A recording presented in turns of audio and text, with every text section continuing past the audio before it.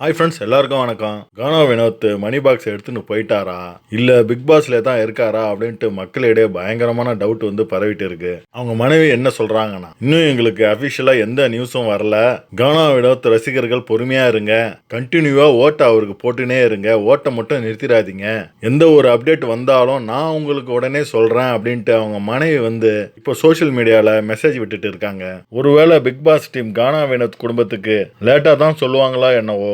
ஏன்னா யார் எவிக்ட் ஆனாலும் சரி, எலிமினேட் ஆனாலும் சரி, ஒரு நாள் பிக் பாஸ்லேயே தங்க வச்சு தான் வந்து வெளியே அனுப்புவாங்க. இந்த வகையில் பிக் பாஸ் வீட்டை விட்டு வெளியே வந்த கானா வினோத் பிக் பாஸ் டீம் கொடுத்த ரூம்ல தான் அவர் தங்கிட்டு இருக்காரு. 24 ஹவர்ஸ் கழிச்சு தான் எந்த ஒரு முடிவும் எடுப்பாங்க பிக் பாஸ் டீம். கானா வினோத் பணப்பெட்டி எடுக்கிற எபிசோடு நாளைக்கு தான் வெளிவருது. ஸோ நாளை வரைக்கும் கானா வினோத்தை ஹோட்டல்ல தங்க வச்சுட்டு நாளைக்கு தான் வீட்டுக்கே அனுப்புவாங்க.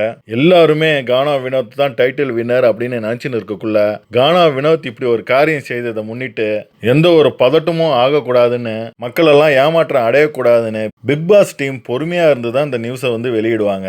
ஸோ அந்த வகையில பார்த்தா கானா வினோத் மணி பாக்ஸ் எடுத்துன்னு போனதை அவங்க ஃபேமிலிக்கே தெரிவிக்கலன்னு நான் நினைக்கிறேன். இருந்தாலும் கானா வினோத்தோட ரசிகர்கள் எல்லாம் கண்டினியூவா ஓட்டை போட்டுக்கினே இருங்க, ஓட்டை மட்டும் நிறுத்திடாதீங்க.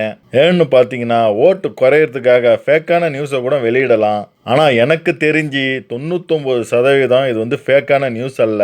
அவர் 18 லட்சத்தை எடுத்துக்கின்னு பிக் பாஸ் டீமோட இப்போ தங்கிட்டு இருக்காரு அப்படின்ற நியூஸ் தான் நிறைய வெளியே வந்துட்டு இருக்கு. ஸோ மக்களே, கானா வினோத் பொட்டி எடுத்துன்னு போனதை பற்றி உங்களுடைய கருத்தை மறக்காம கமெண்ட் செக்ஷனில் கமெண்ட் பண்ணுங்க. உங்களை அடுத்த வீடியோவில் சந்திக்கிறேன். பாய்.